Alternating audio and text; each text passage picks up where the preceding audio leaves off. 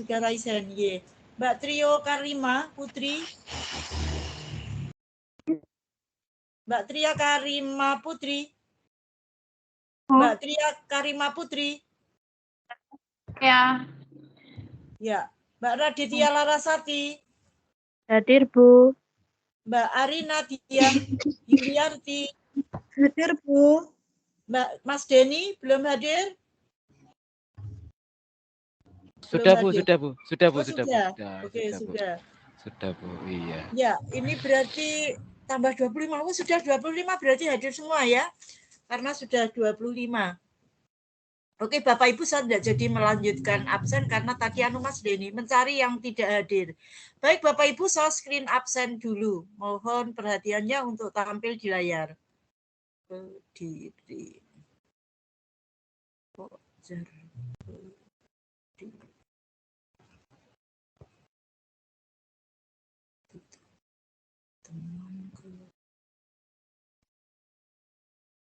Ya, saya berharap memang loh ya, absennya itu supaya tidak kerowak gitu loh, biar nilainya utuh. Makanya kalau yang izin saya minta untuk absen dulu itu.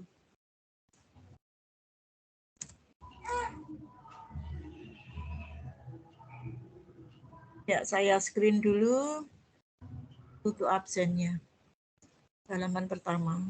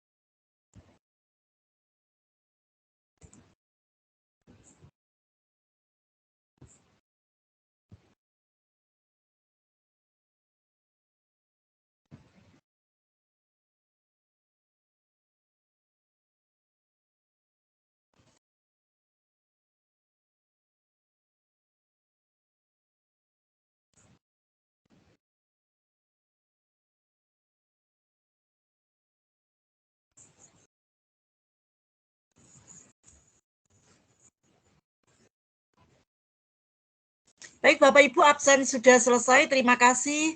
Dan saya ikut marem karena semua bisa tampil menjadi peserta sehingga nanti daftar hadirnya bisa utuh gitu nggih, supaya tidak mengurangi akses persentase nilai yang dicanangkan di software-nya UT. Bapak Ibu sekalian yang saya hormati, marilah kita buka untuk materi diskusi kita yang kedua untuk modul 2 dan 3. Bapak Ibu sekalian, hari ini kita akan melaksanakan 2 kegiatan. Yang pertama adalah diskusi materi. Yang kedua, saya akan tampilkan nanti untuk tugas tutorial 1, yang nanti saya mohon Mas Denny memandu untuk mencari jawaban supaya nanti setelah tutorial ini Bapak Ibu sudah tidak bingung mengerjakan. Karena biasanya kalau sudah sampai di dalam, sudah ganti acara, wi eneng ae ya, mbuh putrane, mbuh garwane, mbuh ibuke, sehingga apa yang kita bahas itu kesupen kabeh lupa nggih. Oleh sebab itu nanti mohon secara tekun jawaban yang sudah dibahas bersama moderatornya Mas Denny nanti supaya ditengeri begitu nggih, sehingga sampai di rumah pada saat mengerjakan tugas tutorial itu penjenengan sudah tidak kebingungan lari kemana mencari jawab ya. Karena begini Bapak Ibu, tugas tutorial itu kan mandiri, sendiri-sendiri. Tapi setidaknya ketika bagaimana tempatnya, ajang jawaban sudah ketemu di halaman ini, pada bait ini, analisanya di sini, maka tinggal kemampuan panjenengan untuk bagaimana mencari serapan, kemudian dituangkan di dalam tugas dengan gaya style bahasa masing-masing. Itu Bapak Ibu, sekarang saksikan untuk materi diskusi yang kedua, yang barangkali kemarin sudah saya share, kalau belum saya tampilkan lagi.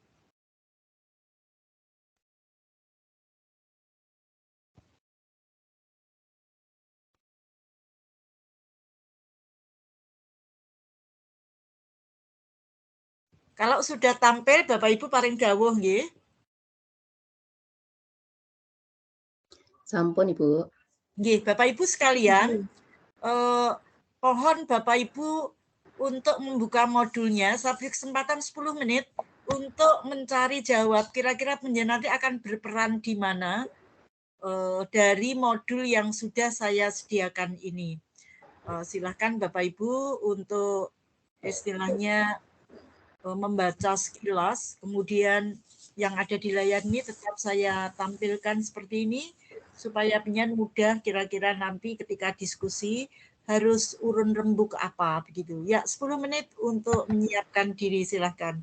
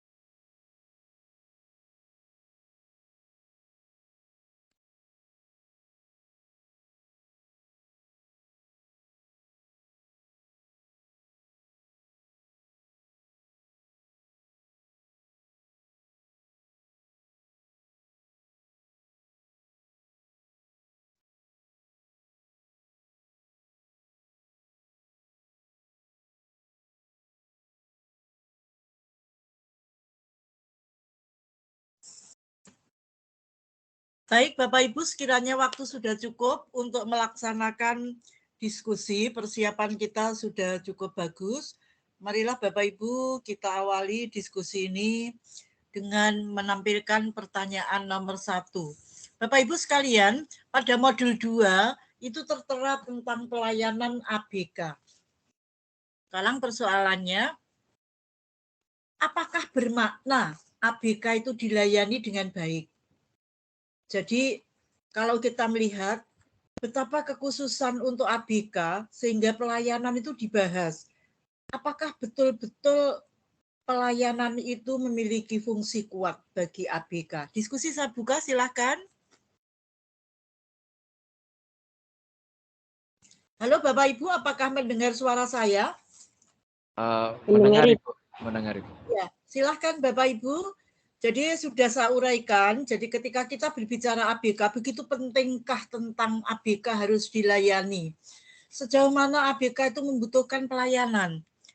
Apa sebenarnya makna pelayanan bagi ABK? Silahkan Bapak Ibu untuk memberikan tanggapan, nomor absennya disampaikan.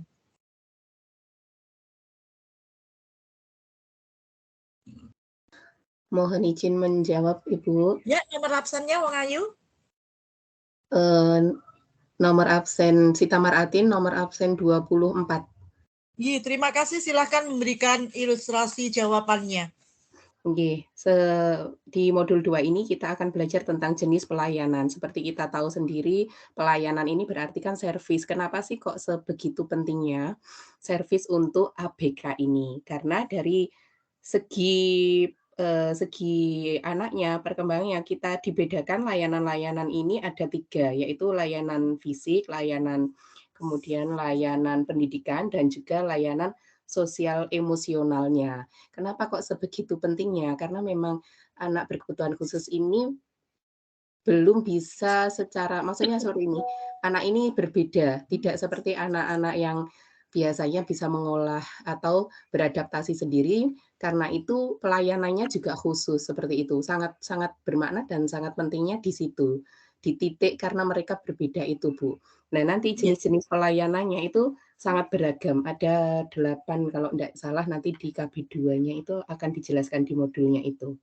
Iya, bagus sekali Wang Ayu, karena memang ABK tidak bisa mandiri. ABK butuh tuntunan, butuh pelayanan. Rata-rata tujuan akhirnya adalah bagaimana menjadikan ABK itu mandiri. Saya sependapat sekali bahwa kita membutuhkan pelayanan untuk ABK semaksimal mungkin supaya mereka bisa berdaya. Baik Bapak Ibu, samakah kita melayani ABK dengan anak normal? Marilah kita lihat ilustrasi 1, 2, 3, 4. Nah, Bapak Ibu sekalian, pada ilustrasi 1 seperti apa pelayanan di mana? Pada ilustrasi 2 pelayanannya seperti apa? Pada ilustrasi 3 seperti apa? Dan pada ilustrasi 4 seperti apa? Bapak Ibu sekalian, inilah yang untuk mempertegas akhirnya bahwa pemberi pelayanan untuk ABK dengan yang lain itu ternyata berbeda. Mohon untuk memberikan diskusinya, pendapatnya pada yang ada di ilustrasi 1 sampai 4. Monggo, diskusi kita buka untuk yang kedua.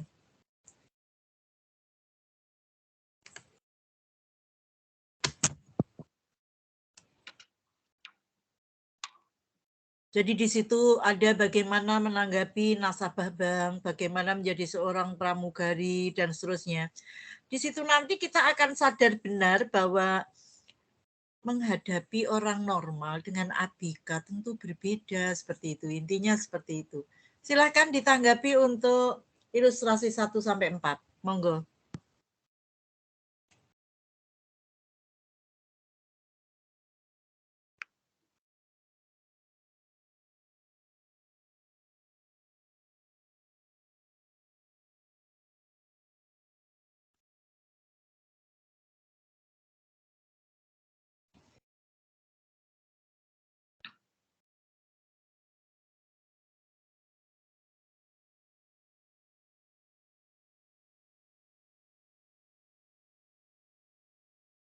Masih belum ada tanggapannya? Untuk ilustrasi 1 itu seperti apa? Ilustrasi 2 seperti apa? Bagaimana jika penjenengan mendapatkan perlakuan seperti itu? Silakan Bapak Ibu enggak usah malu-malu. Toh ada teksnya. Silahkan supaya kita paham benar bahwa apabila ABK diperlakukan seperti itu apa bisa, kan begitu nanti urusannya.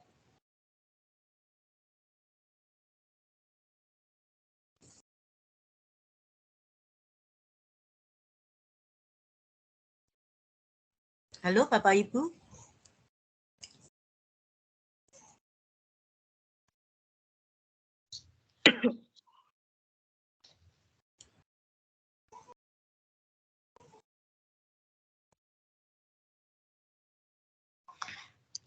Ibu, saya Nggih, mari monggo. absen 20 kalau tidak salah nggih. Nggih, silahkan Wang Ayu. Absen 20 itu adalah Mbak Maria. Nggih, Maria Nggih, Ulfa. silakan Mbak Maria Ulfa. Mungkin saya memberikan tanggapan sedikit nggih Bu, itu kan Nggih. setiap ilustrasi dengan pekerjaan mereka yang berbeda-beda, jadi mereka juga harus mampu memberikan pelayanan yang terbaik. Misalkan yang pertama itu kan resepsionis, jadi mereka juga harus ramah di depan orang ketika mereka melayani. Kemudian yang kedua itu kan pramugari. Nah, bagaimana pramugari itu memberikan pelayanan kepada penumpang, ya berarti mereka harus memberikan pelayanan yang baik dengan berbicaranya ramah, dengan sopan, menawarkan apa ya, yang dibutuhkan di dalam pesawat. Kemudian yang ketiga itu sebagai teller. Teller itu kan memberikan pelayanan kepada nasabah bank. Berarti mereka juga harus bisa memberikan servisnya yang terbaik di situ. Nah, dengan cara bagaimana? Ya, misalkan ada orang yang ingin mengambil atau ingin menabung, misalnya harus dengan ramah, misalnya ditanya dengan baik-baik, tidak dengan memberikan wajah yang masam. Kemudian yang terakhir itu kan anaknya tunarungu. Nah, bagaimana pelayanan kita ya? Kita harus bisa minimal berkomunikasi dengan anak yang mengalami gangguan pendengaran atau tunarungu itu. Kalau kita sudah bisa berkomunikasi dengan baik, nah pasti kita akan bisa memberikan pelayanan apa yang dibutuhkan oleh anak yang mengalami gangguan pendengaran itu. Nah, kalau kita sudah menguasai kemampuan-kemampuan untuk melayani seseorang dengan baik, kita bisa berkomunikasi dengan baik, insya Allah apapun yang mereka butuhkan, apapun yang hendak diinginkan mereka, kita bisa memberikannya dengan sebaik mungkin. Mungkin seperti itu, Bu, kalau menurut saya. Iya, jadi dimanapun Anda berada, dimanapun Anda bertugas, intinya pelayanan itu sesuai dengan bidang dan kebutuhannya. Nah, oleh sebab itu, ketika kita berada di khasanah anak-anak ABK, maka kita juga harus menyesuaikan dengan siapa kita berhadapan dan bagaimana yang harus dilayani. Oke, Bapak Ibu sekalian, kita menuju ke diskusi yang nomor 2. Jenis layanan yang dibutuhkan ABK itu sebenarnya meliputi apa saja. Tadi sudah disinggung bahwa untuk melayani anak ABK itu ada beberapa hal yang perlu dicermati, mulai dari bagaimana kesehatannya, bagaimana istilahnya pendidikannya dan seterusnya. Tapi monggo diuraikan lagi supaya lebih jelas untuk teman-teman yang barangkali belum bisa menemukan jawabannya. Itu tentunya intisari dari pelayanan ABK itu bisa menjadi pemahaman yang lebih terang begitu. Ya, kita mulai diskusi yang kedua, nomor 2.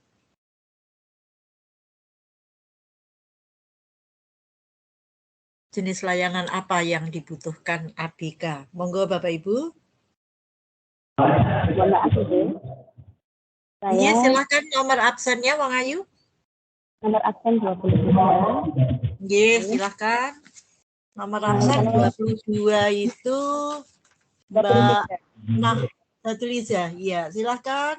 Absen 23. Ini yang indikan ini nomor absen 22 apa 23 ya? 23. Oh, 23, Mbak Suryami. Ya, silakan Mbak Suryami. Untuk jenis pelayanan yang pertama itu yang secara umum ya Ibu ya. ada 3 jenis pelayanan. Yang pertama adalah layanan pendidikan segregasi, yang mana artinya layanan pendidikan segregasi itu layanan pendidikan terpisah, yang mana dia itu akan dipisahkan sesuai dengan kekurangan yang dia miliki, seperti itu. Kemudian yang kedua adalah layanan pendidikan terpadu atau integrasi. Yang ketiga, layanan pendidikan terpadu inklusi. Nah, inklusi ini nanti lebih khusus. Kalau sedangkan integrasi itu dia akan dicampur dengan murid-murid. Kemudian ada juga di pelayanan pendidikan khusus ya untuk anak-anak sama yaitu layanan di sekolah biasa, yang mana anak-anak yang berkebutuhan khusus itu nanti sekolah bersama-sama dengan anak-anak lain di sekolah biasa. Yang ketiga, Yang saya ini suaranya tidak begitu jelas, sepertinya ada suara masuk. Apakah ada acara lain? Ya. Iya, saya sempat pindah dulu ya Ibu ya. Karena ini ada sih.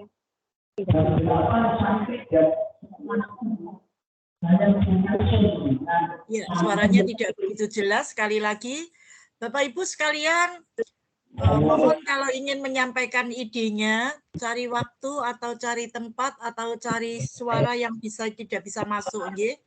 Ya, saya lempar pada mahasiswa yang lain, barangkali mahasiswa yang lain bisa memberikan penjelasan lebih jelas bagaimana kita memberikan pelayanan yang dibutuhkan ABK itu sebenarnya apa saja, bidang apa saja. Silakan Bapak Ibu yang memberikan penjelasan. Dan tolong suara lain tidak masuk di arena ini ya. Oke, mohon maaf Ibu, karena tadi masih di dalam ruangan. Ini sekarang saya sudah di luar ruangan Ibu. Yang tadi pendapat saya bisa dilanjutkan apa tidak Ibu? Ya, yang penting suaranya bisa didengar temannya. Kalau tadi sangat bising karena suaranya masuk, Inge. Kalau di luar monggo dilanjutkan. Inge. Saya ulangi lagi. Yang pertama tadi adalah layanan pendidikan segregasi, yang mana bentuk pelayanan ini adalah memisahkan anak-anak ABK dengan anak-anak normal. Seperti itu. Kemudian yang kedua, layanan pendidikan integrasi, yang mana pada layanan ini itu menyediakan pendidikan bagi ABK di sekolah yang sama dengan anak-anak yang normal. Yang ketiga, layanan pendidikan inklusi. Layanan pendidikan inklusi ini itu anak-anak ABK lebih diperhatikan, jadi lebih khusus seperti itu. Okay. Kemudian ada layanan di sekolah biasa. Nah, anak-anak yang berkebutuhan khusus ini memenuhi syarat sekolah bersama-sama dengan anak-anak yang normal, seperti itu. Kemudian berikutnya sekolah biasa dengan guru konsultan. Jadi anak-anak ABK itu di sekolah biasa, akan tetapi mereka juga berikan konsultasi dengan konsultan sendiri. Misalnya di suatu sekolah itu ada konsultan yang khusus menangani anak-anak yang memang memiliki kebutuhan khusus. Tapi mereka disekolahkan sekolah yang sama dengan anak-anak yang normal. Tapi ada kayak pelayanan khusus seperti konsultasi seperti itu.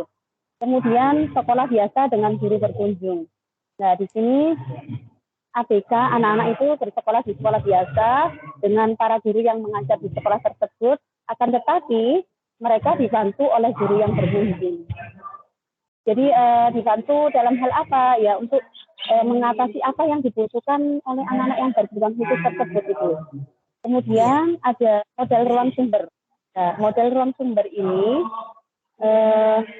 ABK bersama-sama dengan siswa normal, namun pada waktu-waktu tertentu ABK meninggalkan kelas biasa dan pergi ke ruang sumber untuk mendapatkan bimbingan dari guru pembimbing. Jadi awalnya memang dia campur dengan yang normal, kemudian di waktu-waktu tertentu diambil untuk mendapatkan bimbingan khusus dari guru pembimbing. Kemudian ada model kelas khusus. Nah, model kelas khusus ini anak-anak dipisahkan dari kelas normal. Biasanya kalau kelas khusus mungkin berada di sekolah biasa, tidak mungkin di tempat yang lain. Jadi ABK itu akan memiliki kelas sendiri dengan para guru yang disiapkan untuk melayani ABK tersebut. Kemudian ada model sekolah khusus siang hari. Nah, model khusus siang hari ini menyediakan layanan yang mana pada waktu siang hari, kemudian sedangkan pada waktu-waktu di luar hari atau jam sekolah, pada ABK berada di rumah bersama keluarga dan di lingkungan masyarakat sekitarnya. Jadi walaupun dia tadi di sekolah sudah dapat pendidikan, ya nanti ada tambahan lagi di khusus untuk siang hari, jadi ABK itu akan mendapatkan tambahan lagi, entah di rumah atau apa seperti itu ya Ibu. Kemudian ada model sekolah dalam panti asuhan atau rumah sakit. Nah, sekolah ini itu diberikan di panti-panti asuhan atau rumah sakit tempat ABK dirawat. Misalnya untuk anak-anak yang menderita cerebral palsy yang memerlukan perawatan intensif, atau bagi anak-anak yang menyandang tunaganda seperti itu. Jadi kan anak-anak berada di rumah sakit atau panti. Itu Ibu. Jadi jenis-jenis pelayanan ini ada banyak sekali, yang mana dalam pelayanan ini butuh adanya kerjasama antara pihak guru, orang tua, anak-anak yang ABK, dan pihak-pihak konsultan atau yang lain. Seperti itu Bu, pendapat saya. Terima kasih. Sami-sami Bang Ayu. Jadi banyak sekali sudah pandangan yang diberikan oleh Mbak Suryami ya, karena memang ABK membutuhkan itu semua. Nah, tentunya Bapak Ibu memiliki pendapat yang berbeda, bisa diambil jenisnya, bisa diambil bagaimana berbagai pelayanan yang diberikan, tapi semuanya itu sebenarnya adalah dalam rangka untuk memenuhi bagaimana ABK itu bisa terbantu di dalam menyelesaikan kehidupannya. Oke Bapak Ibu, sekarang kita menuju apakah di dunia atau di Indonesia sendiri pelayanan ABK itu tidak ada tolakan. Artinya sejak dulu orang peduli dengan ABK, pemerintah peduli dengan ABK, sejak dulu ide-ide tentang bagaimana istilahnya memandirikan ABK itu sudah ada, atau baru-baru sekarang, dan atau mungkin ada negara pionir yang lebih dahulu memberikan pelayanan dan ide pokoknya untuk peduli pada ABK itu lebih awal. Nah, saya mohon untuk diskusi nomor 3, ini disampaikan pendapatnya. Silakan. Mohon izin Ibu. Izin. Nomor absen? Nomor absen 19. Silakan Bang Ayu. Nomor absen 19. Topiknya adalah sejarah pelayanan ABK di dalam dan di luar negeri nggih. Untuk ABK sendiri, penanganan anak berkebutuhan khusus ini dimulai di abad ke-16 oleh negara Spanyol yang berhasil mendidik anak tunarungu yang sejak lahir. Kemudian baru abad ke-19 ini di Amerika secara formal itu membimbing atau mendidik anak yang tunagrahita, tunarungu, wicara, tunanetra. Kemudian Edward Singwin itu mendirikan sekolah yang khusus tunagrahita dari Paris yang berimigrasi ke Amerika. Kemudian di Amerika sendiri di tahun 1817 itu didirikan American Asylum for the Deaf untuk tunarungu dan tunawicara. Kemudian tahun 1831 itu mendirikan pendidikan khusus untuk tunanetra. Kemudian ada Undang-Undang Public Law 94 sampai 142 tentang pendidikan untuk anak penyandang kelainan yang dibuat pada tahun 1975 dan berlaku pada tahun 1978. Sedangkan di Indonesia ini sendiri ditelusuri ada mulai tahun 1901, di mana saat Institut Tunanetra didirikan di Bandung, ya, pendidikan luar biasa. Dari sini kita tahu bahwa kurang lebih kita tertinggal 83 tahun dari Amerika untuk penanganan atau pelayanan untuk anak berkebutuhan khusus. Baru kemudian muncul SLB di tahun 1927. Sejak saat itulah perhatian kepada anak yang berkebutuhan khusus itu mulai diperhatikan.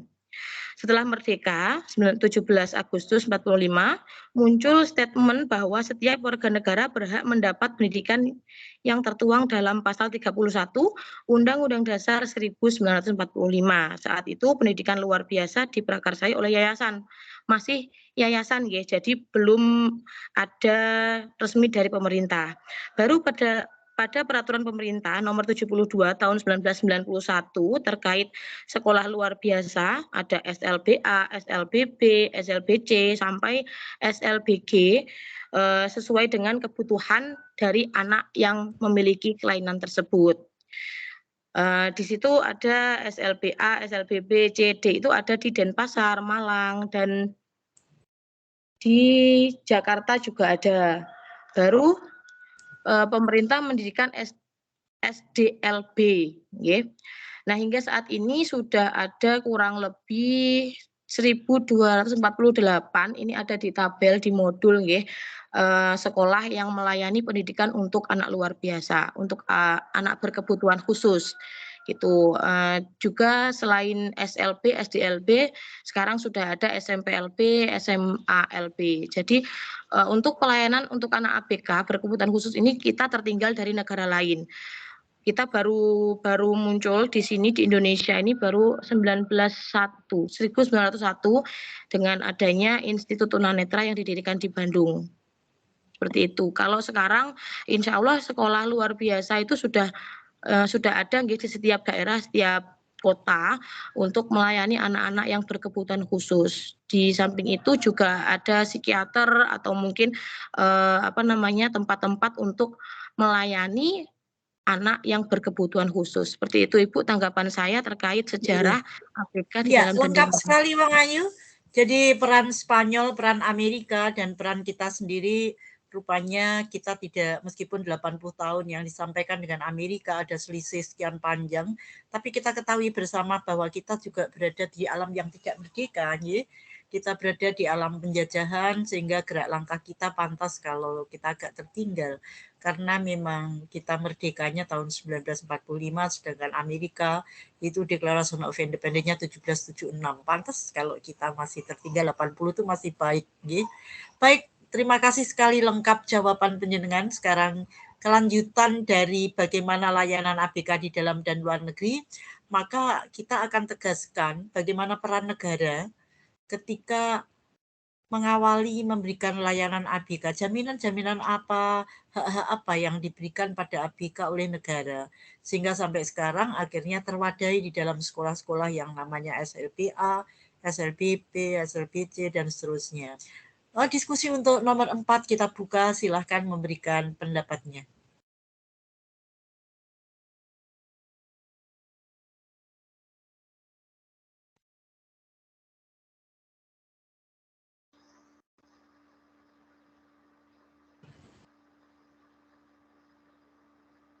Halo, silahkan Bapak Ibu.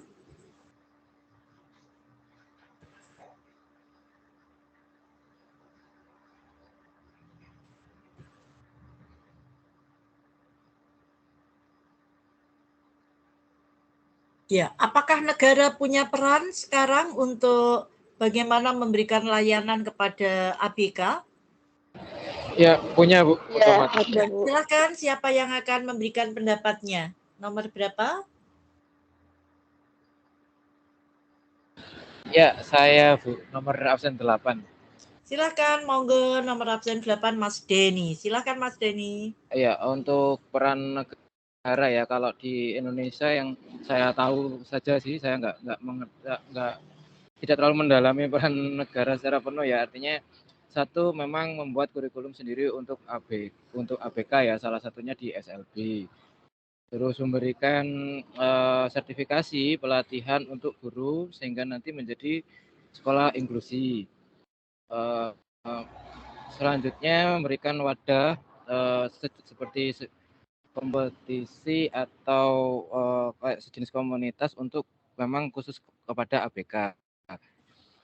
Terus bantuan insentif ya untuk sekolah-sekolah atau lembaga-lembaga atau yayasan-yayasan yang menangani ABK secara khusus. Yang sementara ini yang saya tahu masih itu dulu, Bu. Sedangkan ya, untuk apa Mas Doni nanti akan disambung oleh teman yang lain. Mas Doni sudah mengawali dengan praktek kenyataan untuk bagaimana memberdayakan Bapak Ibu guru untuk melayani ABK. Saya minta dari mahasiswa yang lain untuk memberikan pendapatnya tentang peran negara, utamanya di dalam memberikan hak dan kewajiban ABK, aturan apa saja yang memberikan payung hukum, dan seterusnya. Silahkan teman yang lain. Mas Denny tadi sudah memberikan gambaran aktualisasi pada guru sekarang yang ikut melayani ABK. Silakan Bapak Ibu. Saya Bu Dwi Agustin, nomor absen 2. Ya, silakan Mbak Dwi. Ya kan menambahi dari jawaban Pak Denny. Oke. Pemerintah khususnya di di Yayasan Pantara yang diketuai oleh Ibu Ati Wardiman Joyonegoro bekerja sama dengan Direktorat Pendidikan Dasar memprakarsai pelatihan bagi guru SD biasa dalam menangani anak berkesulitan dan berkebutuhan yang ada di SD. Pelatihan itu memberikan kontribusi yang besar bagi pelayanan untuk ABK itu sendiri. Guru-guru tersebut dibekali dengan pengetahuan serta keterampilan dalam membantu anak-anak berkesulitan dalam belajar. Berbagai pelatihan, baik di sekolah biasa maupun di sekolah khusus, itu membantu para penyandang ABK sehingga dibekali dengan berbagai macam keterampilan agar mereka bisa terampil dan mandiri. Saya rasa seperti itu, mungkin Ya. ada tambahan dari teman lain. Bagus, jadi ini masih menebalkan apa yang disampaikan oleh Mas Denny. Mungkin yang lain, bagaimana peran negara di dalam memberikan kekuatan hukum kepada ABK supaya fasilitas ataupun apapun yang disediakan itu betul-betul sah dari negara. Silakan dari mahasiswa yang lain. Saya mencoba menjawab, Ibu. Nggih, nomor absen pinten Wong Ayu? 9. Indra Silakan Mbak Indra, nggih, monggo.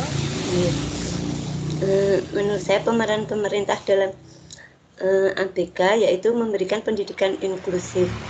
Pendidikan inklusif ini adalah suatu kebijakan pemerintah dalam mengupayakan pendidikan yang bisa dinikmati oleh setiap warga negara agar memperoleh pemerataan pendidikan tanpa memandang anak kebutuhan khusus ataupun anak normal agar bisa bersekolah dan memperoleh pendidikan yang layak dan berkualitas untuk masa depan kehidupannya.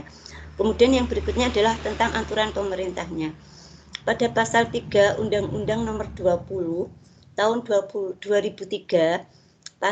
pada pasal 5 ayat 1 dan 2 Permen Nomor 17 Tahun 2010 dan 70 Tahun 2009 tentang pengelolaan dan penyelenggaraan pendidikan pada bab 7 tentang penyelenggaraan pendidikan khusus dan pendidikan layanan khusus, Keputusan Presiden Republik Indonesia Nomor 77 per P tahun 2007 pasal 1 sampai 15.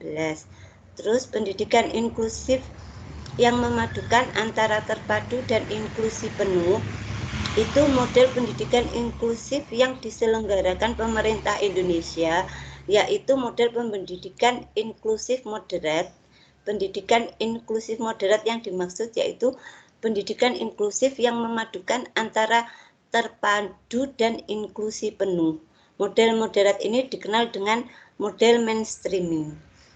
Terus langkah antisipasi pemerintah itu membuat regulasi undang-undang yang terkait dengan penyediaan layanan bagi anak-anak berkebutuhan khusus, menganggarkan dana khusus dari APBN atau APBD untuk pendidikan anak berkebutuhan khusus, memberikan dukungan dan sarana layanan secara lebih luas, berbagai informasi untuk para penyandang cacat, terus kemudian menyediakan sarana umum pendidikan yang dapat diakses secara mandiri oleh anak berkebutuhan khusus.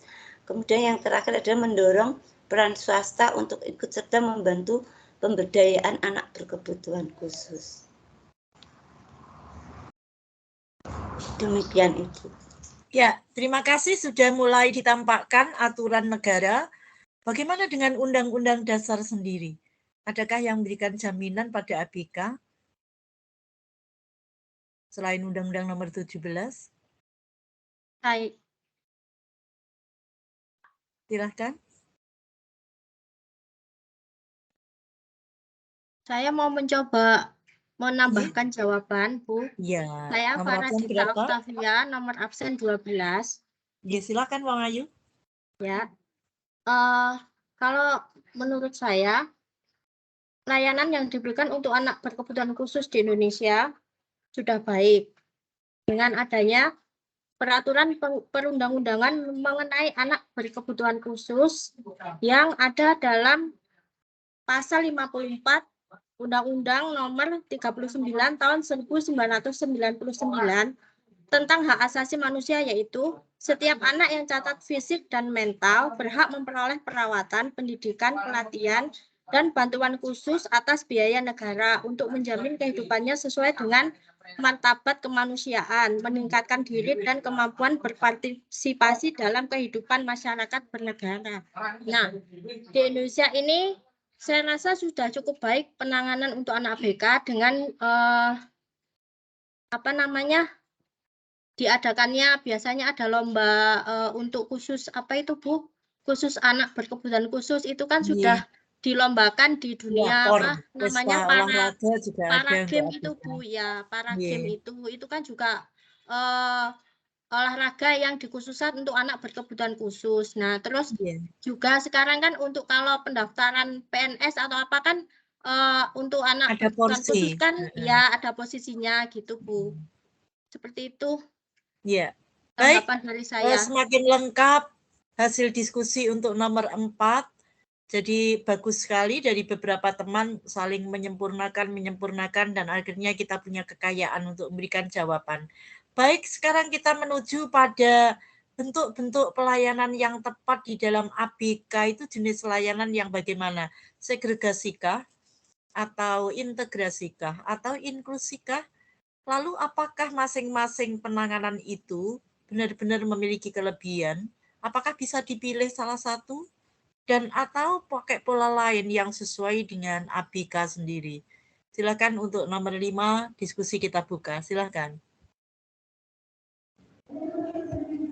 Mohon izin mau menjawab Ibu, saya Dewi Irsalina nomor absen 14. Ya, terima kasih. Silakan Mbak Dewi. Iya. Bentuk yang tepat dalam memberikan pelayanan ABK dan jenis layanan yang tepat menurut saya adalah bentuk layanan pendidikan segregasi, yaitu layanan pendidikan yang memisahkan antara anak ABK dari anak normal. Karena apa?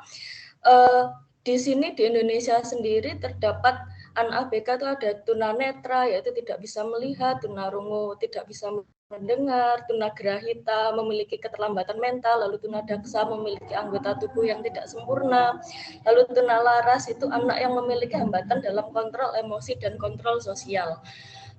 Jadi kalau misalkan anak-anak seperti itu dicampurkan dengan anak normal, pasti akan merasa kesulitan dalam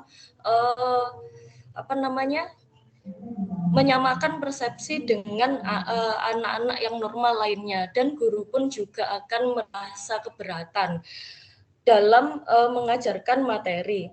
Lalu misalkan ya layanan pendidikan terintegrasi ini layanan pendidikan integrasi ini bisa dimasukkan dalam anak pada tunalaras, yaitu hambatan dalam kontrol emosi dan kontrol sosial, tetapi dengan yang porsinya sedikit. Misalkan ya cukup 10% dari jumlah siswa, seperti itu. Jadi terlepas dari silang pendapat antara penganut layanan segregasi dan integrasi, kita tentu harus mencari jalan yang terbaik bagi anak ABK. Dan di Indonesia sendiri untuk sekolah atau layanan dalam anak ABK ini juga membutuhkan biaya yang lebih tinggi juga, seperti itu dari anak normal. Mungkin ada yang bisa ditambahkan atau banyak sekali kekurangan bisa mohon dibantu. Apakah Anda setuju, Bapak Ibu yang lain atau adik-adik yang lain, apakah setuju dengan pendapatnya Mbak Dewi? Karena apa? Mbak Dewi menyatakan bahwa yang paling bagus itu adalah segregasi.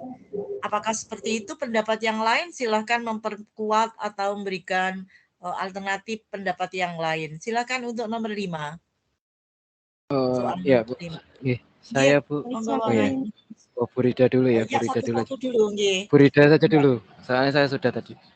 Oh ya. Ya baik Ibu, nama saya Rida Rahitna Mayela.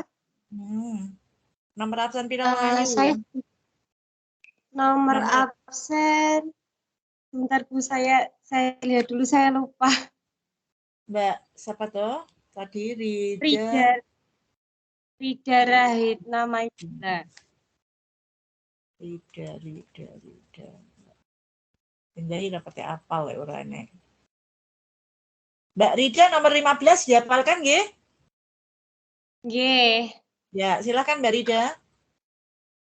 Saya setuju dengan pendapat Mbak Dewi Irsalina nggih tentang mana layanan pendidikan yang cocok, yaitu layanan pendidikan segregasi. Karena begini Bu, di sekolah saya itu ada salah satu siswi, dia itu tidak bisa ngomong karena ada kelainan di mulutnya. Jadi dia ini kesulitan saat misalnya bertanya, terus ada materi yang tidak dia pahami, dia itu akhirnya kesulitan. Jadi dia ketika bertanya, dia itu ke depan lalu sambil istilahnya mencaplek gurunya gitu. Jadi dari sini pun gurunya itu juga bingung, maksudnya anak ini maksudnya mau apa, terus kenapa, seperti itu. Jadi lebih baik kalau anak-anak yang memiliki kebutuhan khusus itu disekolahkan di seperti SLB seperti itu. Jadi ya memang bukannya memang agak harus ada pendidikan yang beda dengan anak normal lainnya seperti itu. Oke, itu pendapatnya Mbak Rida. Bagaimana dengan yang lain? Saya masih ini membutuhkan persamaan persepsi untuk nomor 5. Ya, jadi saya minta pendapat lagi. Silahkan. Mas Denny tadi mau bersuara, silahkan. Iya. Terima kasih Bu ya dikasih kesempatan ya. Maksudnya dikasih kesempatan lagi. Kalau menurut saya ya, saya lihat di lapangan dengan teman-teman saya yang memiliki ABK, ada keponakan saya sendiri juga dengan ABK. Pada dasarnya dalam penentuan mana bentuk yang terbaik adalah di faktor sosial dari si anak dan sosial dari lingkungan. Artinya ketika kayak teman saya gitu, dia tangannya satu sebelah kiri saja, tapi teman-teman lingkungannya dan dia sendiri tidak ada masalah, dia bisa melakukan layanan pendidikan integrasi, jadi normal. Terus ketika ada situasi sosial di mana anak itu memiliki kecenderungan emosi yang tinggi, temperamennya tinggi, jadi disenggol dikit langsung mukulin temennya gitu, memang ya harus disegresi. Dan memang kalau seandainya sangat parah dalam aspek sosialnya si anak ini, ya harus dengan inklusi atau bahkan dipisahkan, dimasukkan ke dalam SLB. Jadi kalau menurut saya yang terbaik adalah sebisa mungkin si anak ini berada di lingkungan integrasi. Tapi kalau memang tidak memungkinkan karena faktor lingkungan atau faktor memang anak itu tidak mampu ya, lingkungan juga tidak mampu untuk menerima, tidak mampu menyikapi, ya baru dia diturunkan hingga akhirnya yang paling bawah dimasukkan ke dalam SLB. Kalau menurut pendapat saya. Ya, Mas Denny terima kasih. Jadi Mas Denny melandaskan pada identifikasi dulu. Jadi apakah jenis layanan yang tepat dengan diidentifikasi identifikasi ABK-nya itu berada pada komunitas yang seharusnya bagaimana. Ini seperti itu sehingga Mas Denny tidak memandang apakah harus integrasi, apakah harus segregasi, apakah harus inklusi, tapi dilihat dulu tentang ABK-nya berada pada kasanah tingkat yang seperti apa. Karena bagaimanapun jenis layanan itu yang terbaik adalah yang tepat untuk kebutuhan masing-masing ABK. Ini yang harus kita sadari bersama. Lalu kita sambungkan, bagaimana pendapat Anda ketika pendekatan yang digunakan untuk melayani ABK itu pakai kolaborasi? Setujukah? Kalau setuju bagaimana caranya? Lalu fungsinya kolaborasi itu sebenarnya untuk apa? Di situasi mana butuh kolaborasi? Ini sangat bagus untuk membekali kita semua sehingga kita itu tidak keminter ketika menangani ABK begitu ya. Karena itu membutuhkan ilmu khusus seperti yang disampaikan oleh Mas Denny tadi bahwa masing-masing ABK itu memiliki dasar kebutuhan yang kadang kita tidak bisa melayani karena kita tidak terbekali ilmunya. Maka pendekatan kolaboratif menurut jenengan seperti apa? Untuk nomor 6 diskusi saya buka. Silakan.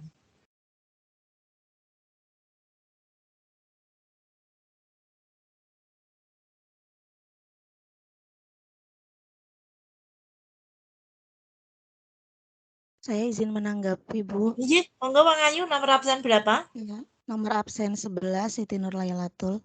Iya, matur suwun, monggo Bang Ayu. Ya, menurut saya pendekatan kolaboratif ini pendekatan yang paling ideal gitu ya, yang paling diimpikan oleh para penyandang ABK dan keluarganya. Kenapa? Karena dalam pendekatan ini dititik beratkan pada team approach gitu ya. Jadi semua kalangan yang dibutuhkan dalam mengembangkan potensi ABK itu diharapkan dapat bekerja sama seperti guru di sekolah, kepala sekolah, pengawas, orang tua itu sendiri, dokter, pekerja sosial dan lain-lain. Karena banyak kejadian di masyarakat para bidang-bidang tersebut ya, dokter dengan kepala sekolahnya dengan orang tuanya itu tidak ada kerjasama yang baik. Misalnya dari pihak kedokteran itu mengunjungi anak ke rumah secara terpisah tanpa ada komunikasi dengan guru di sekolah dan segala macam, akhirnya tidak terjadi komunikasi yang baik sehingga potensi si ABK ini tidak dapat dimunculkan dengan maksimal. Sedangkan dalam pendekatan kolaborasi ini dititik beratkan pada pendekatan yang semua anggota gitu ya, dibilangnya di sini kan tim. Kalau di pendekatan kolaborasi ini semua tim itu saling berkomunikasi dengan baik supaya dapat memberikan pelayanan yang maksimal kepada ABK. Karena dulu saya juga pernah mengajar di suatu MI itu, satu kelas itu ada 3 anak ABK. Padahal ini sekolah biasa, kelas 1 waktu itu. Anak ABK yang satu tunarungu, otomatis juga tunawicara, yang 2-nya tunagrahita. Nah, pihak kepala sekolah ini menyarankan orang tua untuk menyekolahkan si anak ke sekolah ABK, tapi ketiga-tiganya itu menolak. Yang pertama karena lokasinya relatif jauh dari rumah, biaya yang cukup tinggi dan juga ada kekhawatiran-kekhawatiran di mana kalau anaknya sekolah di ABK itu justru mengalami perlakuan-perlakuan yang malah kurang menyenangkan dan mungkin juga ada rasa malu bagi si orang tua untuk menyekolahkan anaknya ke lembaga ABK seperti itu. Itu karena kurangnya kerjasama sehingga vibe-nya gitu ya yang dirasakan para keluarga ABK itu merasakan ketidaknyamanan memiliki anggota keluarga yang punya kebutuhan khusus seperti itu. Jadi menurut saya pendekatan kolaborasi ini pendekatan yang sebetulnya harus diwujudkan, karena ini saya rasa pendekatan yang sangat bagus yang menjadi impian bagi para penyandang ABK dan keluarganya. Seperti itu, Bu. Terima kasih. Ya, jawabannya luar biasa. Luar biasa sekali. Jadi gambaran kenapa kolaboratif menjadi pancingan saya ke panjenengan itu begini ya. Ketika kita memberikan warna sekolah untuk ABK atau yang disebutkan di dalam sekolah itu bentuknya SLB itu, kita itu sulit untuk mendeteksi. Artinya ketika sekolah itu dibangun pada setiap kecamatan umpama, apakah itu cukup apresiatif untuk ABK? Apakah mesti di dalam satu desa itu ada ABK? Apakah mesti dalam satu kecamatan itu memiliki jenis berbagai layanan yang bisa ditampung untuk ABK? Yang tampak di permukaan satu kabupaten itu ABK-nya kalau Blitar contohnya yaitu ada 2. Ada di wilayah ujung Kulon Srengat dan ada di Wlingi. Mungkin pada kabupaten lain juga tidak mutlak setiap kecamatan. Minimal ada 1 sekolah yang dijamin oleh negara untuk menampung ABK. Persoalannya adalah ketika Bapak Ibu berada di seluruh pelosok dalam wilayah kabupaten yang memiliki sekolah hanya 1 tadi, apakah menjangkau? Itu yang pertama. Yang kedua, apakah di ABK itu disediakan berbagai jenis pelayanan untuk 12 jenis ABK yang disebutkan di hari kemarin. Ini yang menyebabkan akhirnya di sekolah itu muncul kebijakan yang disebut sekolah inklusi. Artinya sekolah negeri diharuskan untuk menampung ABK. Nah, Ketika semuanya diperkenankan untuk menampung ABK dan tidak boleh ada warga negara Indonesia yang tidak bersekolah atau ada wajib belajar, maka pendekatan kolaboratif menjadi solusi yang paling tepat. Jadi yang disampaikan oleh Mbak tadi benar sekali, ada teamwork yang akan menjadi garapan kita bersama. Siapa teamworknya? Ya ada orang tua, ada psikiater, ada guru BK, ada pengawas, ada ABK-nya sendiri. Itu akhirnya menjadi sebuah teamwork yang bisa mewarnai sekolah negeri yang pada sebelumnya itu tidak punya siswa ABK. Jadi terima kasih untuk paparan dan uraiannya Mbak. Itulah pendekatan kolaboratif. Jadi saya kira semuanya setuju bahwa pendekatan kolaboratif itu paling tepat untuk melayani ABK. Oke, ada 3 nomor yang belum terjawab, yaitu nomor 7, 8, dan 9, yaitu dengan topik tentang anak berbakat. Kita awali sebenarnya anak berbakat itu siapa? Lalu untuk memberikan ciri anak berbakat itu kategorinya seperti apa? Baik Bapak Ibu, ada banyak sekali ahli yang memberikan terjemahan anak berbakat termasuk bangsa Indonesia sendiri. Nah, mohon saya diberikan wawasan untuk berpendapat menjawab nomor 7. Silahkan.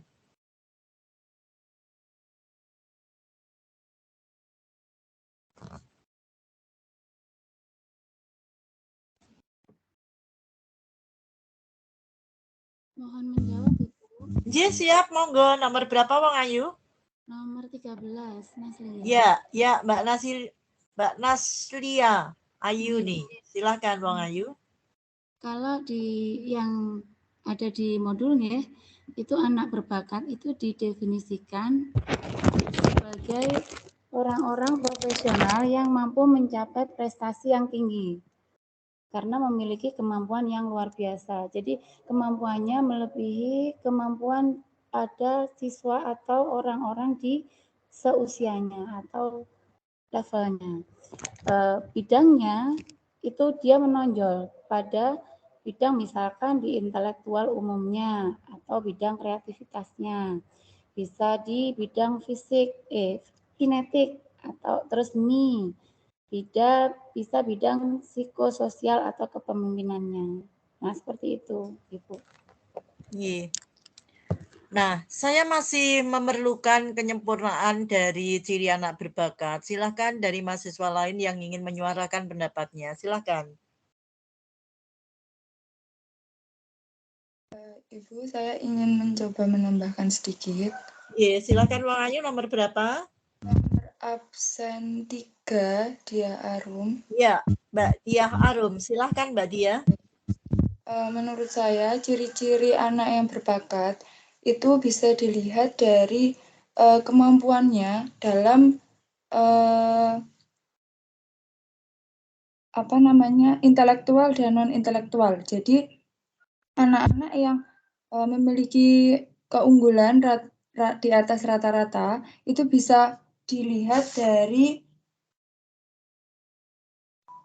IQ-nya. Jadi anak-anak ini jika dites IQ-nya itu memiliki skor antara 130 atau 140.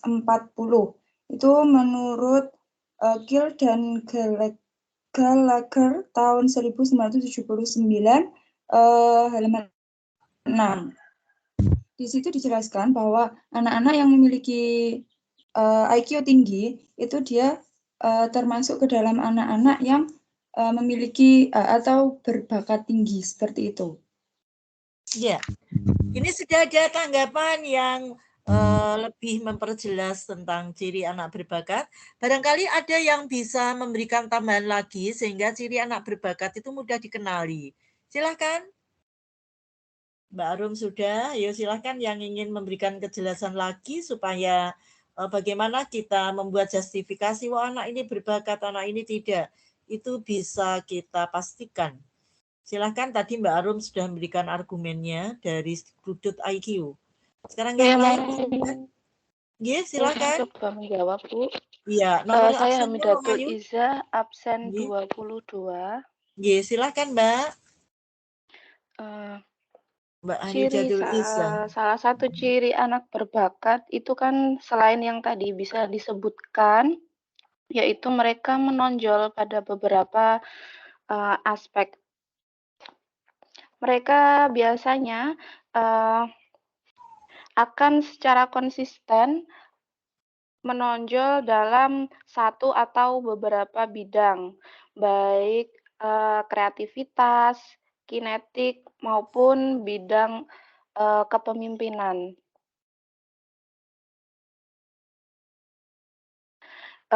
Karena bakat sendiri merupakan potensi anak untuk berpartisipasi tinggi pada bidang tertentu. Meskipun begitu, ada beberapa anak yang mungkin bakatnya masih terpendam atau bakatnya belum terwujud, sehingga anak-anak yang mungkin memiliki bakat tapi belum diasah.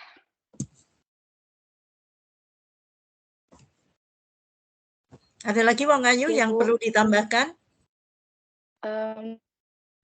Dari teman lain. Ya, terima kasih Wong Ayu, semakin tampak bagaimana ciri anak berbakat. Nah, sekarang apakah ketika anak-anak itu memiliki kelebihan ataupun apa yang dikatakan prestasinya lebih, itu tidak ada dampak, baik untuk dirinya ataupun untuk siapapun yang berada di lingkup sekitarnya. Nah, apa dampak anak-anak berbakat itu? Silahkan yang mau memberikan suaranya. Untuk nomor 8. Ibu. Iji, silakan Wong Ayu, nomor absen berapa? Saya Dia Norma, nomor absen 17. Silakan Mbak, memberikan pendapatnya. Anak berbakat nggih. Ye. Ditinjau segi pertama ada 3 segi. Pertama segi akademik, sosial atau emosi, dan fisik atau kesehatan. Nah, pertama aspek akademik. Kecepatan perkembangan kognitif yang tidak sesuai dengan perkembangan dan kekuatan fisik sehingga terjadi kesenjangan di antara keduanya dapat menimbulkan perasaan tidak dekat dari diri anak. Yang kedua, aspek sosial atau emosi, menyerap dan menghimpun informasi yang tidak diimbangi dengan perkembangan emosi, dan kesadaran dapat menimbulkan ketidakstabilan perkembangan emosi. Kondisi perkembangan seperti ini akan membuat anak tersebut rawan terhadap kritik, bersikap sinis, dan menantang, menentukan nilai sendiri dan tujuan yang tidak realistis. Yang ketiga, aspek fisik atau kesehatan. Anak berbakat memperlibatkan memiliki penampilan yang menarik dan rapi. Kesehatannya berada lebih baik atau di atas rata-rata. Contoh, seorang anak yang berbakat usia 10 tahun memiliki tinggi dan berat badan yang sama dengan usianya. Yang menunjukkan perbedaan adalah koordinasi gerakannya yang sama dengan anak normal usia 12 tahun. Sekian dari saya, Bu. Injih, jadi memang anak berbakat itu ada dampak-dampak yang tampak dan yang tidak tampak. Dan kadang dampak itu berpengaruh juga terhadap orang-orang yang ada di sekitarnya. Nah, fokus dari anak berbakat biasanya pada potensi yang dimiliki, sehingga kadang acuh, kadang egois, kadang proses sosialnya kurang, dan banyak sekali karena memang dia fokus pada kelebihan yang dia miliki. Oke, terima kasih sekali jawabannya. Kita pada nomor yang terakhir. Nah, ketika anak berbakat itu sekalipun dia memiliki kelebihan potensi dari anak normal, tetapi tetap memiliki kebutuhan. Bagaimana cara melayani anak berbakat? Nah, tolong berilah contoh untuk anak berbakat itu bentuk pelayanannya seperti apa. Nomor terakhir saya buka, silahkan.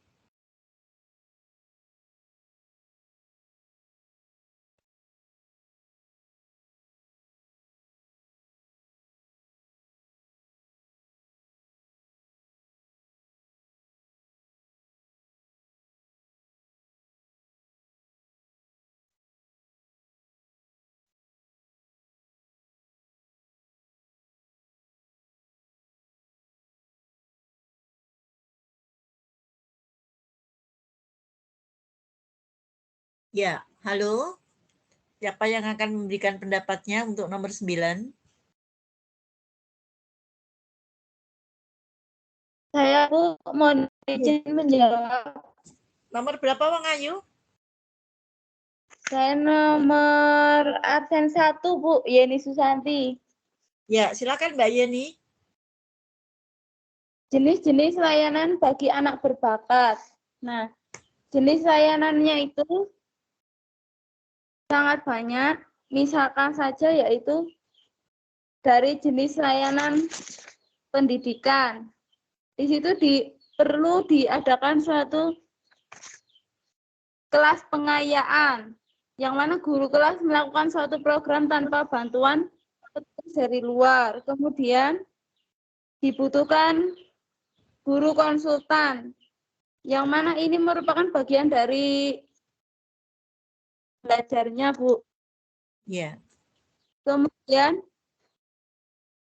ada juga ruangan sumber belajar, kemudian studi mandiri, ada juga kelas khusus untuk siswa-siswa berbakat.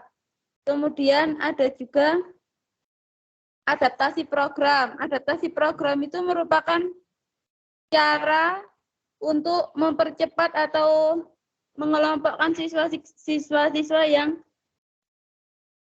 jenis atau kelompok akselerasi. Nah, seperti yang ada di SMP Negeri 1 Kasembon itu contohnya ya, ada siswa berbakat itu dikelompokkan jadi siswa akselerasi, ada namanya itu kelas bilingual. Di situ tempat atau dikumpulkan anak-anak yang berbakat. Karena apa? Karena itu dia cenderung mempunyai Nah, ketika dia dicampur dengan anak-anak yang biasa saja, maka dia itu akan kayak merasa bosan. Pelajaran itu dia diberi kayak sejenis pelajaran yang levelnya kayak lebih tinggi dari anak-anak yang biasa. Kemudian ada juga seperti kayak modifikasi dari kurikulum, Bu, yang mana itu kayak jauh berbeda dari anak-anak. Iya, Dia itu karena kayak mereka memiliki kelebihan. Mungkin hanya itu saja, Bu. Dari model layanannya. Iya, jawabannya sudah tepat. Jadi memang itulah berbagai bentuk yang bisa dipakai untuk memenuhi kebutuhan anak berbakat. Artinya begini, ketika kita memberikan justifikasi bahwa anak berbakat itu anak lebih, bukan berarti tidak butuh bimbingan. Karena apa? Tetap bimbingan itu adalah untuk meluruskan, untuk meningkatkan apa yang dia miliki, dan seperti yang penjelasan sampaikan tadi, barangkali ada yang masih terpendam, itu bisa lebih tergali dan menjadi lebih maksimal. Itu. Jadi bagus sekali jawaban penjenengan. Intinya bahwa meskipun anak berbakat memiliki kelebihan yang tidak sama seperti anak normal, tetapi bagaimanapun tetap butuh pelayanan untuk meningkatkan diri. Itu Bapak Ibu nomor 9 sudah terjawab dengan bagus. Mas Denny masih ada waktu sekitar 15 menit barangkali untuk mendiskusikan tugas tutorial yang pertama. Ini sharingnya saya tutup, saya ganti dengan tugas tutorial ya. Oh, oke Bu, monggo. Monggo. Iya.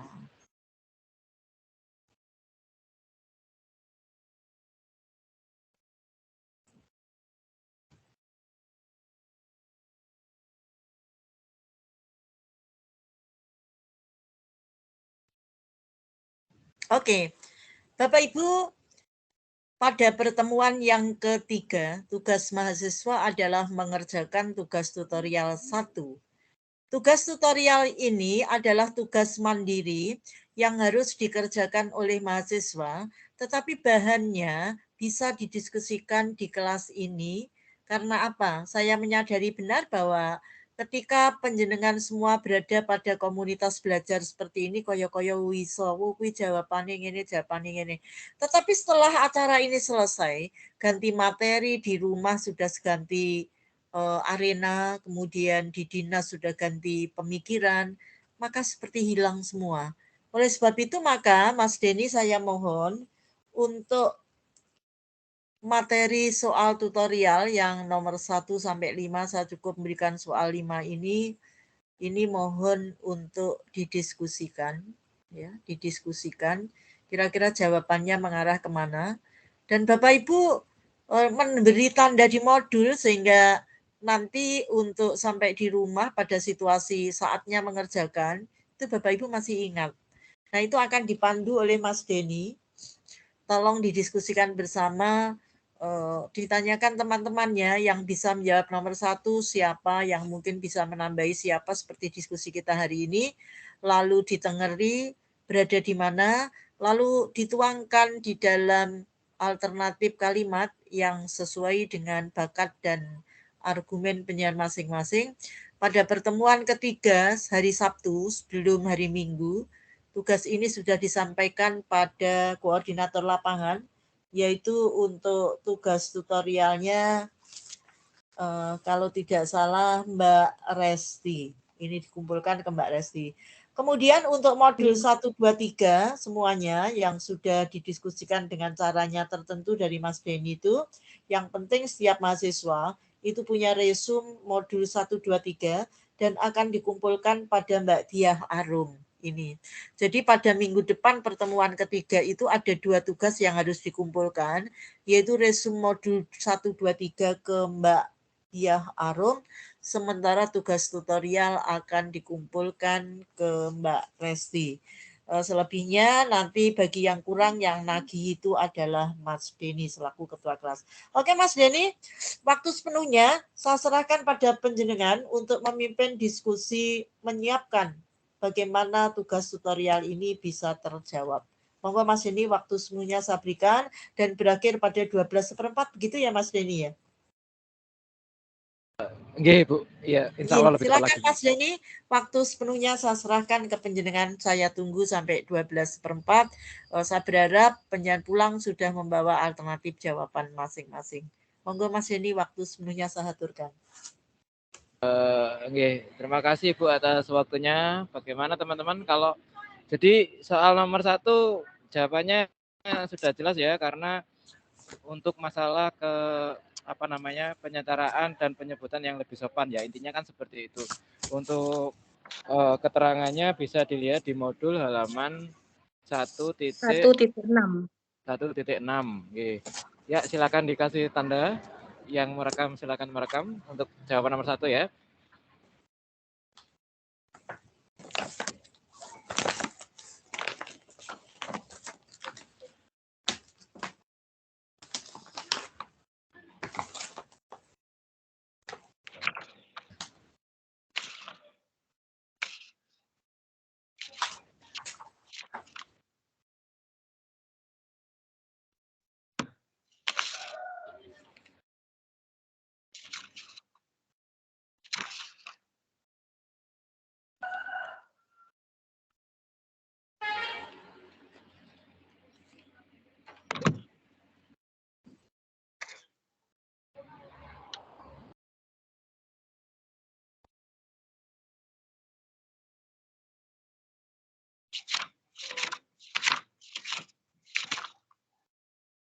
Ya, untuk nomor 1 tidak ada masalah ya. Iya. Nah, sekarang berarti masuk ke nomor 2. Kenapa ABK membutuhkan pendidikan?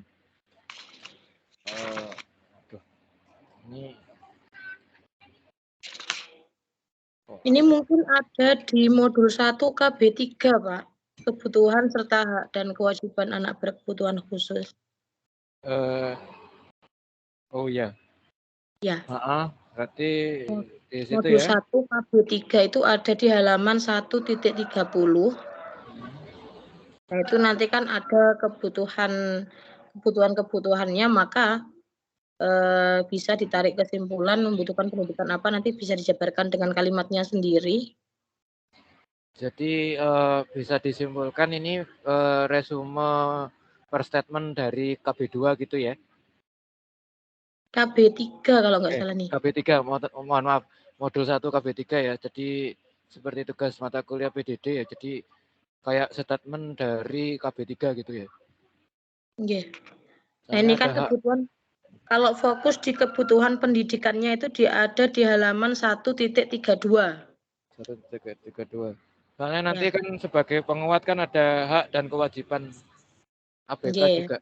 Itu sebagai penguat. Jadi inti jawabannya ada di 1.32, terus penguat pendapatnya, penguat jawabannya di hak dan kewajiban penyandang ABK. Ya. Oke, seperti itu ya. Bisa disepakati itu ya. Iya. Oke. Berarti nomor 2 tidak ada masalah ya.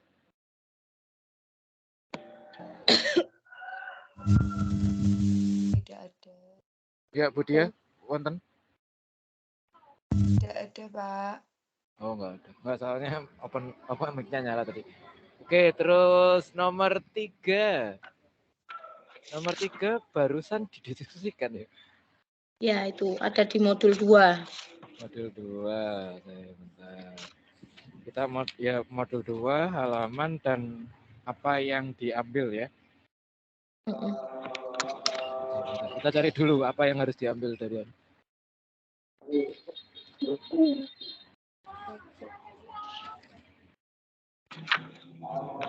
Kalau jenis pelayanannya bisa dibuka di halaman 2.8.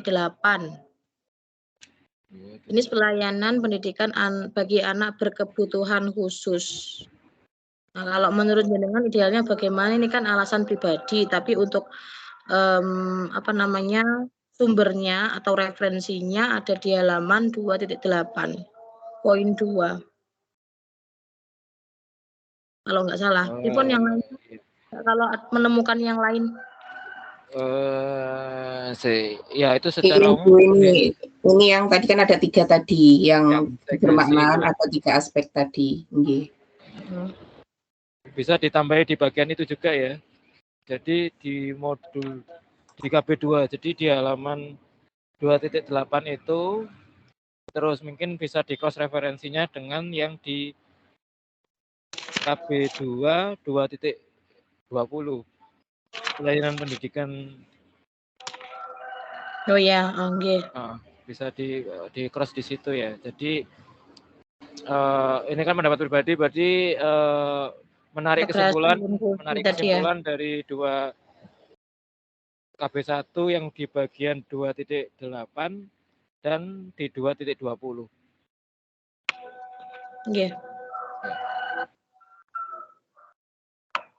Terus yang masuk ke nomor 4 dan 5 itu difokuskan di modul 3 berarti. Ya.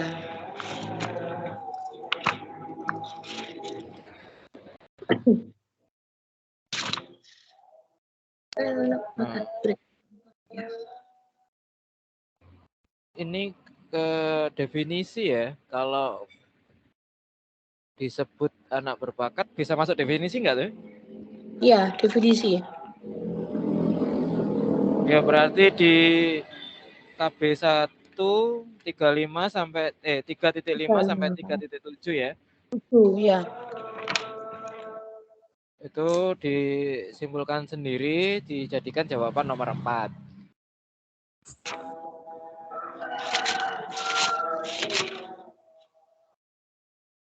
Ya, seperti itu ya. Kira-kira perlu di versi enggak apa langsung disimpulkan sendiri gitu? Ini ada versi Amerika sama versi Indonesia.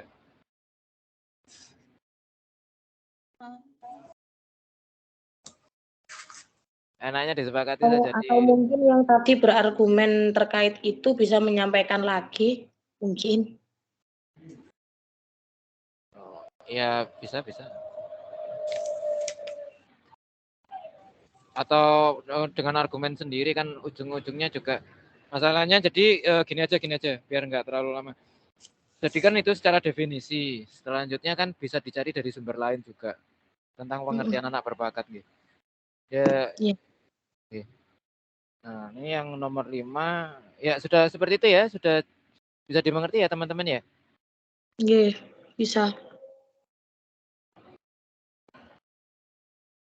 Nah, ini yang masalah kebutuhan ini Ini ada di halaman 3.15 kalau enggak. Ya, 3.15. Oh sih. Bu, ngapunten Bu Indah. Itu yang nomor 5 itu memang difokuskan untuk masyarakat ya? Iya, khusus masyarakat.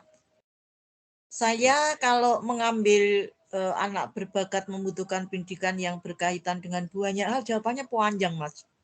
Saya nyuwun yang berkaitan dengan masyarakat ketika bagaimana seorang anak berbakat itu ketika terjun di masyarakat itu apa yang dia butuhkan, pendidikan apa saja. Karena perlu loh Mas, di masyarakat itu kadang bocah pinter ndak diakoni, itu karena apa ini. Jadi contoh kalimat begini, bocah itu jadi pinter loh, tapi gak iso omong dan seterusnya, meneng ae pinternya tinggi dewe lah. Itu kan artinya kita butuh ilmu-ilmu seperti itu sehingga yang namanya berbakat itu akhirnya bisa menempatkan dirinya pada porsi tertentu. Itu yang saya maksud, Mas. Oh, berarti lebih ke arah aspek sosialnya, Bu ya. Oke. Ya, jadi mungkin untuk itu referensi utamanya di 3.15 dan ditambahi dengan referensi lain, soalnya kan aspek sosial itu cukup luas ya, pendapat masyarakat itu kan juga nanti masuk ke dampak-dampaknya juga. Jadi ada anak yang berbakat tetapi karena dia merasa lebih tinggi dari masyarakat lainnya, nah gitu kan otomatis bagaimana cara kita mendidik anak itu agar tidak seperti itu, kan seperti itu juga masuk.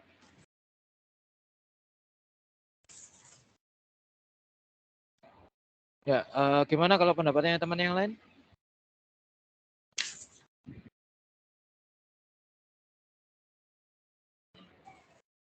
Halo?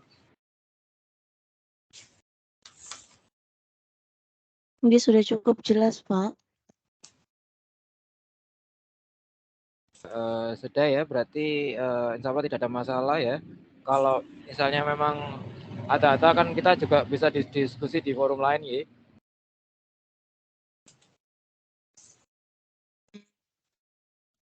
Iya, Pak. Ye, Bu Indah, sampun Bu. Ya, siap. Ya, Mas Jenny, terima kasih sekali untuk bagaimana penyan mengelola teman-teman sehingga saya berharap tidak ada nilai yang istilahnya jatuh pada materi saya. Saya tujuannya pindah itu Mas Denny. Sekarang saya akan perkenalkan Mas Jenny bahwa Mas Denny 15, tapi bisakah diakhiri? Oh, ini bisa masih Bu, bisa. 9. Oke. Bapak Ibu sekalian, ada kesempatan untuk isoma pada Bapak Ibu. Pertemuan kali ini pertemuan yang sangat indah dan saya matur suwun partisipasi penyanan luar biasa sampai dengan bagaimana penyan menyiapkan diri untuk mengerjakan tugas pada minggu depan itu sudah siap semua. Saya matur suwun pada Mas Denny yang sudah istilahnya menampung pendapat teman-temannya sehingga dari sini tidak ada yang tidak bisa menjawab begitu. Sebagaimanapun itu sudah materi diskusi yang menjadi ganjangan kita sehingga sebenarnya tidak sulit untuk menuangkan jawabannya. Inilah Bang Mas Denny makna dari kita diskusi itu seperti itu. Bapak Ibu hadirin sekalian yang saya hormati yang mengikuti web ini, mohon semangat Bapak Ibu, aktifnya Bapak Ibu tidak dikurangi ya. Jadi 2 hari ini saya melihat saya punya landasan pacu untuk memberikan penilaian positif ke panjenengan ya. Jadi tolong tidak dikurangi, tetap semangat. Kita ketemu pada pertemuan ketiga ya.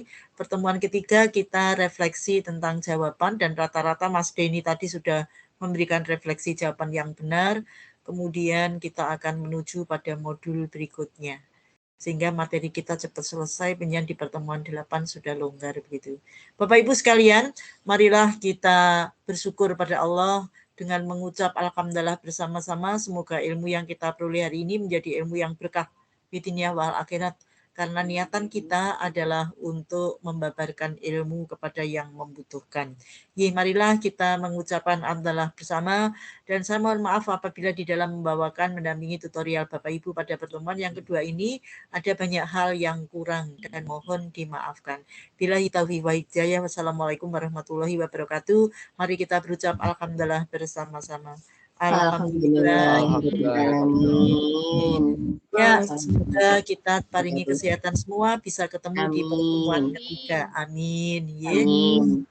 Bapak Ibu, saya sami-sami Wong Ayu, saya live dulu, silahkan penyanyi Isoma dulu. Karena jam 1 penyanyi harus ada kuliah lagi toh. Ya, makasih Mas Dani. Assalamualaikum warahmatullahi wabarakatuh. Waalaikumsalam.